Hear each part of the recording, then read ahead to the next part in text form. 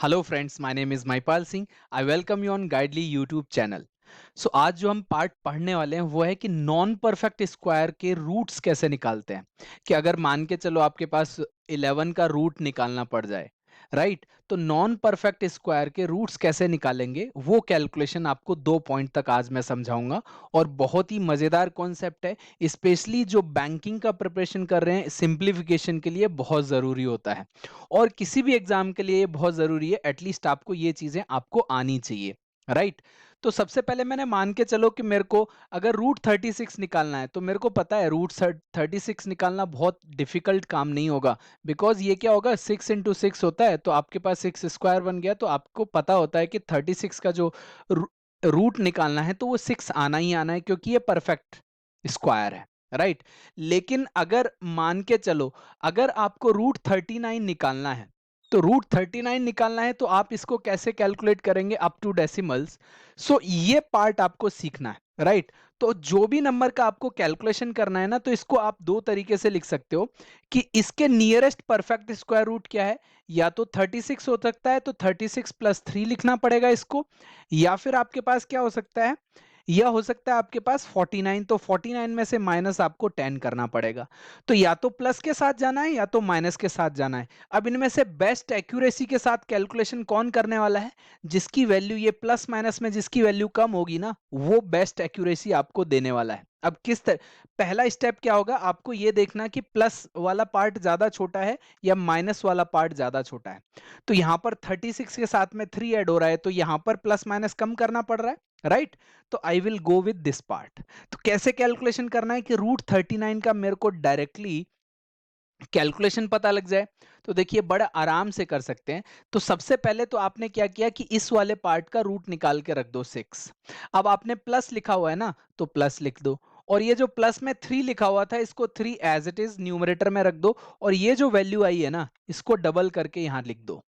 तो आपके पास जो नंबर आने वाला है वो क्या आने वाला है, 6.25।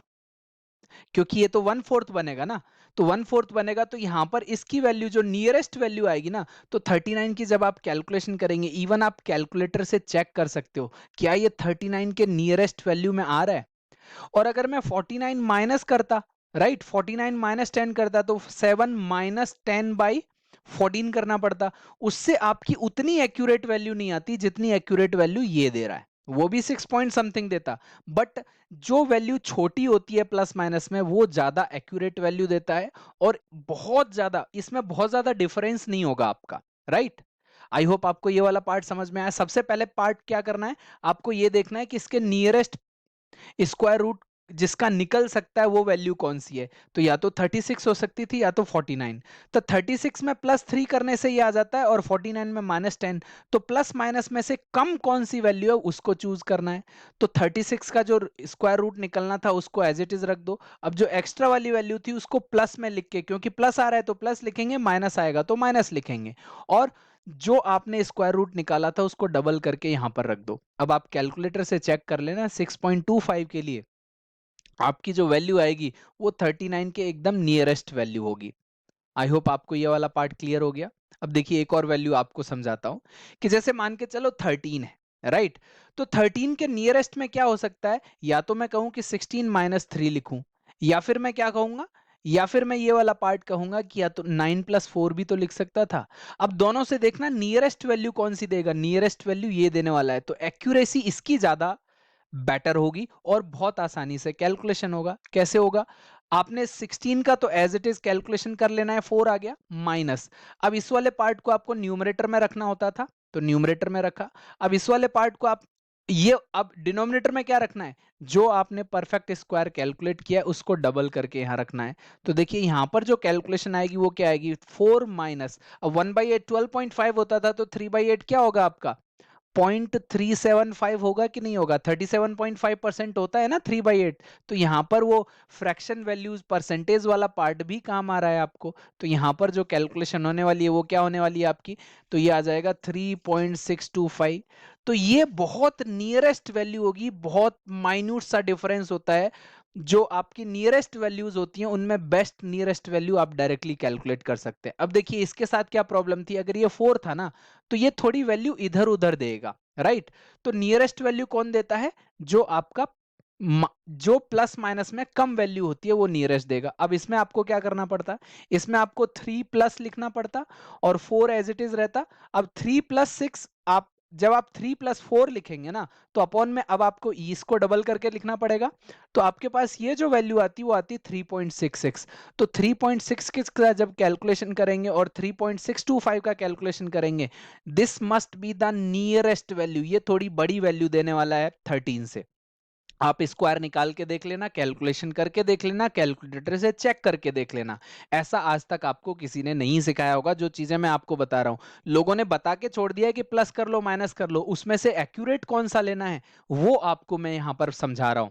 अब बड़े नंबर्स के साथ भी कर सकते हैं। जैसे बड़े नंबर्स हैं तो यहां पर क्या होगा, आपके पास ये वाला पार्ट क्या है, 300 है। 300 देखते ही आपको 17 का स्क्वायर याद आता है या 18 का स्क्वायर याद आता है? तो 17 का स्क्वायर करेंगे तो वो 289 होता था, राइट। और आपका 18 का स्क्वायर करेंगे तो 324। तो इसमें कम ऐड करना पड़ेगा ना, राइट। या इसमें कम ऐड करना पड़ेगा, इसमें से माइनस ज्यादा करना पड़ेगा, तो ये वाला पार्ट लेंगे। तो आप 300 को कैसे लिख सकते हो? 300 को ऐसे लिख सकते हो ना, 289 प्लस 11। तो आपने सीधे सीधे क्या करना है, 17 प्लस 11 बाई, अब 17 है यहाँ पर तो यहाँ पर डबल करना पड़ेगा। तो देखिए ये 1/3 के आसपास है ना, तो ये एग्जैक्टली वैल्यू क्या आ रही होगी, 17.32। क्योंकि 17.33 से तो कब होता, जब आपके पास यहाँ पर 33 होता, 1/3 होता, तो मैंने 32 लिख दिया। तो एग्जैक्ट आपकी जो वैल्यू आएगी वो इसके एकदम नियरेस्ट वैल्यू आने वाली है। थोड़ा बहुत पॉइंटों में डिफरेंस आएगा, आपको इसके थ्रू नहीं जाना है। तो बड़ी वैल्यूज का कैलकुलेशन भी बड़ा आसानी से आप कर सकते हैं। अब देखिए और बड़ा वैल्यू लिया मैंने। अब देखिए 3823 है। अब इसका स्क्वायर रूट निकालना है तो नॉन परफेक्ट है। तो अब आप देखो कि यार ये जो पार्ट है ना 3600 के आसपास है। तो 3600 किसका होता है, 60 का। तो अगर 61 का निकालना है, 62 का निकालना है, तो कैलकुलेशन बड़ा आसान है ना। तो पहले 62 का निकालूंगा क्योंकि काफी ना 200 का गैप है। तो 100 के आसपास गैप होता तो एक नंबर बढ़ाता, 200 के आसपास है तो थोड़ा और बढ़ा के देखता हूं। पहले 62 के आसपास निकालता हूं, अगर नहीं मैच कर रहा होगा तो 61 कर लेंगे। तो 62 का स्क्वायर कैसे निकालते हैं डायरेक्टली, स्क्वायर्स मैंने निकालना बताया हुआ है। 50 से ये कितना ज्यादा है, 12 ज्यादा है। तो 12 ज्यादा है तो आप क्या करेंगे, 12 का स्क्वायर करेंगे और 1 कैरी फॉरवर्ड हो जाएगा, लास्ट के 2 डिजिट स्क्वायर से भरते हैं, राइट। अब आप क्या करते थे, 25 में आप 12 ऐड करते हैं और एक और आपका कैरी फॉरवर्ड भी था। तो ये क्या आ जाएगा, 25 प्लस 12 37 और 8। तो 3844 होता तो आप डायरेक्टली आंसर करते 62। लेकिन ये वाला पार्ट है क्या, तो इसको आप कैसे कर सकते हो कि अगर यहाँ पर 3844 होता और इसमें से अगर मैं 21 माइनस कर देता हूं तो यही वाला पार्ट आएगा। तो अब आप देख लो कि 3844 का जो पार्ट कैलकुलेशन किया मैंने 62 किया है। तो 62 अब क्या करना पड़ेगा, माइनस करना पड़ेगा 21 अपॉन आपको 124 लिखना पड़ेगा, राइट। अब देखिए यहां पर ये वाला पार्ट कैसे करना है आपने, उसको ध्यान देना। अब देखो आपको फ्रैक्शन अप्रोक्सीमेशन यहां पर भी काम आएगा। अगर 21 अपॉन 126 होता है तो 1/6 दैट इज, आप सीधे सीधे क्या लिख सकते थे, 16.66 लिख सकते थे ना, मतलब 1.6 0.1666 आएगा। तो यहां पर ये तो थोड़ी वैल्यू, ये तो आपकी छोटी वैल्यू है, तो इससे थोड़ी बड़ी वैल्यू आनी चाहिए ना। तो आप 0.18 भी कर सकते हो या 0.17 कर सकते हो, नियरेस्ट वैल्यू मिल जाएगी आपको। तो यहां पर जब आप कैलकुलेशन कर रहे होंगे तो आपके पास क्या जाएगा, ये 61.83, ये नियरेस्ट वैल्यू आ जाएगी आपकी। आप इनको कैलकुलेटर से चेक कर लेना बड़े आसानी से, राइट। बहुत ही मजेदार कॉन्सेप्ट है। बहुत सारे कैलकुलेशंस में ये आपको काम आने वाला है, क्योंकि आजकल कैलकुलेशंस ही हैं इंपॉर्टेंट, क्योंकि कैलकुलेटिव वैल्यूज आ रही हैं, सिंप्लीफिकेशन भी बहुत ज्यादा कैलकुलेटिव आता है, चाहे वो बैंकिंग हो चाहे वो एसएससी के एग्जाम हो, राइट। हेलो दोस्तों, मेरा नाम पुलकित है। मैंने 2019 में आरआरबी एएलपी का एग्ज़ाम क्लियर किया था, जिसमें मैंने क्वांटिटेटिव एप्टीट्यूड के लिए महिपाल सर के कोर्सेज को फॉलो किया था। सर के कोर्सेज जो होते हैं वो बहुत ही एग्ज़ाम ओरिएंटेड होते हैं, जिससे मेरा एग्ज़ाम इजीली क्लियर हो गया था। इससे पहले मैंने और भी ऑनलाइन प्लेटफॉर्म से प्रिपरेशन की थी, जैसे वाईफाई स्टडी और महिंद्रा गुरु और अड्डा 247। इनसे इतना अच्छा समझ में नहीं आता था, पर सर के जो कोर्सेज थे वो बहुत ही बढ़िया थे, इजीली समझ में आ जाता था और जो क्वेश्चन थे हमें वही एग्ज़ाम पैटर्न में देखने को भी मिलते थे।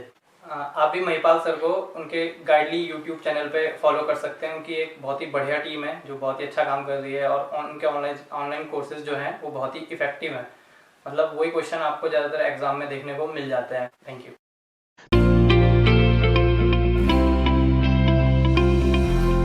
हेलो फ्रेंड्स, मेरा नाम केशव खंडेलवाल है। मैं अजमेर राजस्थान से हूँ। मैंने गाइडली का पेड कोर्स परचेज़ करा। मुझे इनका कंटेंट बहुत अच्छा लगा। अगर आपको भी अपने बैंक की तैयारी करनी है तो आप भी ज़रूर इनका कोर्स परचेज़ करें। Thank you Guidely team for this amazing content and also please subscribe to their YouTube channel. Hi guys, मेरा नाम वैभव खंडेलवाल है। मैं दौसा राजस्थान से हूँ। मैंने गाइडली यूट्यूब चैनल से इसका पेड कोर्स परचेज किया। इसका कंटेंट बहुत ही अच्छा है। बैंकिंग प्रिपरेशन के लिए इसका ये कंटेंट मेरे लिए बहुत यूज़फुल रहा। Thank you गाइडली। Hello guys, I am Sushil Khandelwal. I belong to Udaipur. Basically गाइडली express course purchase करने से पहले मेरे मन में एक डाउट था कि कोर्स कैसा होगा, because some teachers are new for me, लेकिन सचिन सर को मैं पहले से फॉलो करता था। इसी बेसिस पर मैंने ये कोर्स परचेज कर लिया। Thanks to Guidely team. Thank you.